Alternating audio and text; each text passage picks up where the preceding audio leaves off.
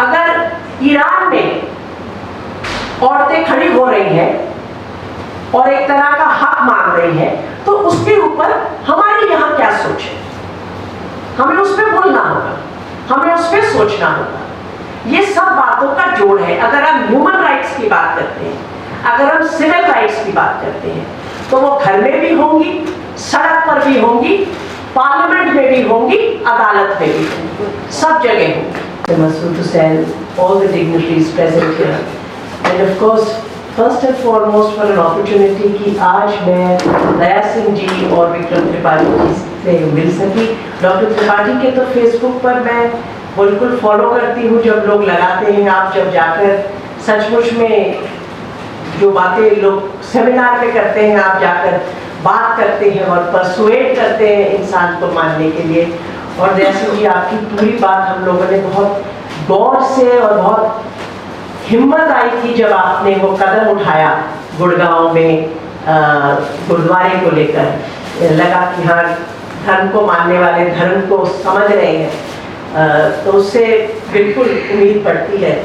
Indian Muslims for civil rights, मेरा मानना है it's a very important moment in the country when such initiatives are needed to be taken forward, and as Dr. Saida very rightly said, there have been many such initiatives, but I think if the initiative goes to the state level, the district level, and actually goes into smaller units where people can take this forward, then that is the kind of initiative that is desperately needed at this juncture. मैं कानून, court, अदालत के चक्रव्यूह में रहती हूँ। घुसी भी इसीलिए थी क्योंकि लगा कि शायद यहाँ से कुछ रास्ते निकल पाए। इनफैक्ट मेरी जनरेशन 1984 की जनरेशन है, मेरी पैदाइश भी दिल्ली की है। 84 में कुछ सिग्निफिकेंट पॉलिटिकल मोमेंट्स थे इस देश की। 1984 एंटी-सिख मैसेकर देखा हम लोगों ने, कॉलेज में पढ़ती थी मैं उस समय, और भोपाल गैस ट्रेजेडी भी उस समय हुई थी। ट्रेजेडी नहीं बल्कि किया गया कांड था।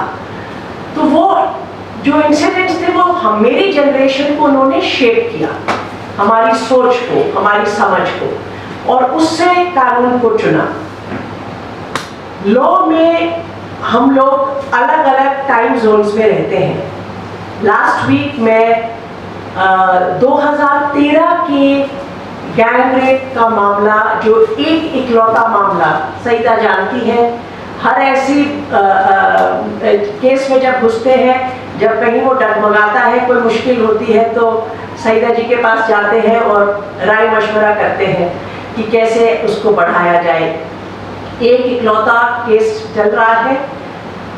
पिछले हफ्ते मैं दूसरी बार फाइनल आर्गुमेंट्स करने गई क्योंकि जज के तबादले हो जाते हैं, और 6 तारीख को दोबारा जाना है।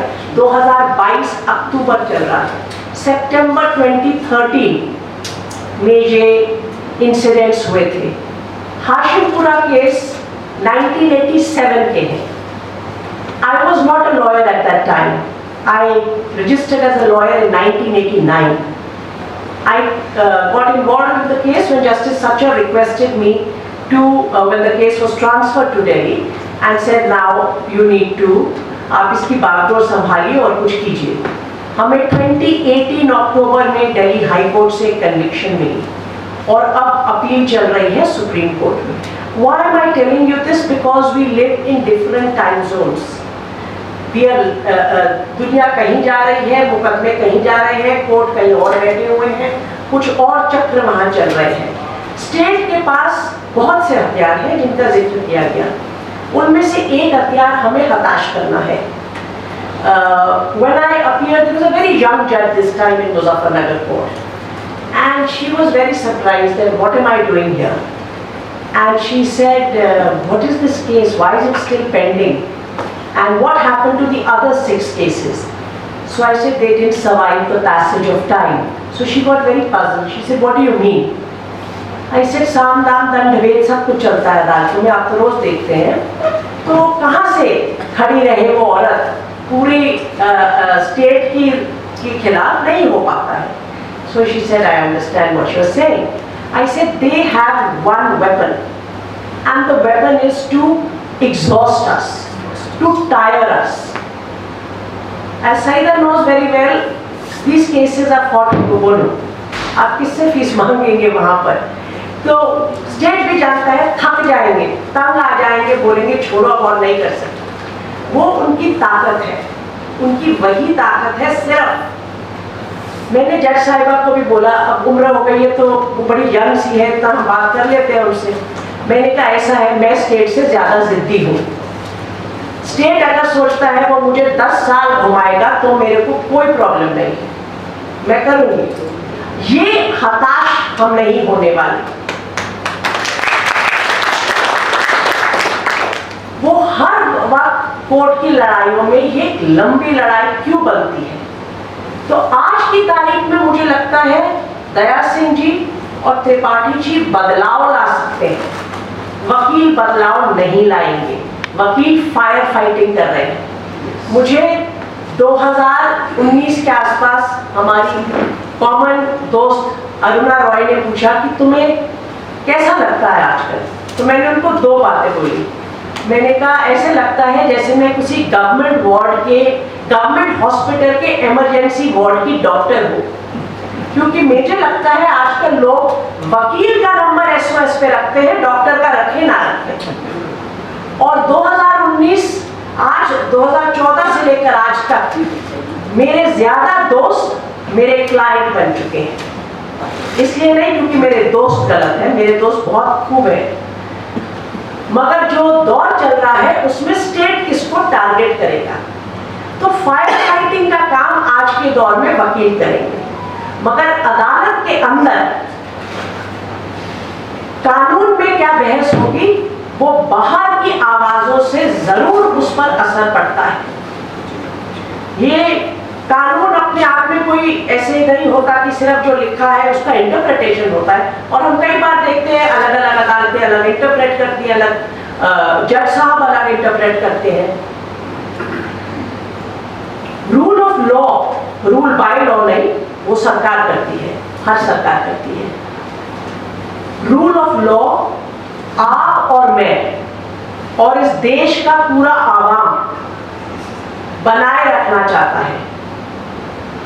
रूल ऑफ लॉ और कॉन्स्टिट्यूशन को खत्म करने में स्टेट का इंटरेस्ट है। वो झंडा हो, फलां दिन हो, गांधी जी का दिन जो है कॉन्टेम्पलेशन और डिटर्मिनेशन और रेजोल्यूशन का दिन होना चाहिए, वो स्वच्छता का दिन बन जाता है। तो ये जो चल रहे हैं बहुत से खेल हमारे दिमाग और जिंदगियों के साथ, उसमें संविधान और रूल ऑफ लॉ को अगर कोई बचाएगा, और कभी भी किसी भी दौर में बचाया है, यहाँ पर बैठे हुए लोगों को मेरे से कहीं ज्यादा एक्सपीरियंस है इस फील्ड में भी, तो वो लोगों ने बचाया है। सरकारों से उम्मीदें नहीं होनी चाहिए, अपने आप से और एक दूसरे से हमें उम्मीद है और रखेंगे। और मैं एक बात सिर्फ इसमें ऐड करूंगी, it was very very impressive when I heard the deliberations of IMCR and what is the vision, the conceptualization and the map of how to take things forward. But I would want to emphasize, and I know Saida's presence in IMCR would ensure that, but I think the issue of women, the issue of gender, ये बोलना कि आज target हो रहा है मुस्लिम कौम, हेटरोइजेशन हो रहा है, इसलिए इस वक्त ये बातें ना हो। ये 90 के दशक में इस देश में ये बातें इस तरह की चर्चा में हम में से बहुत आए।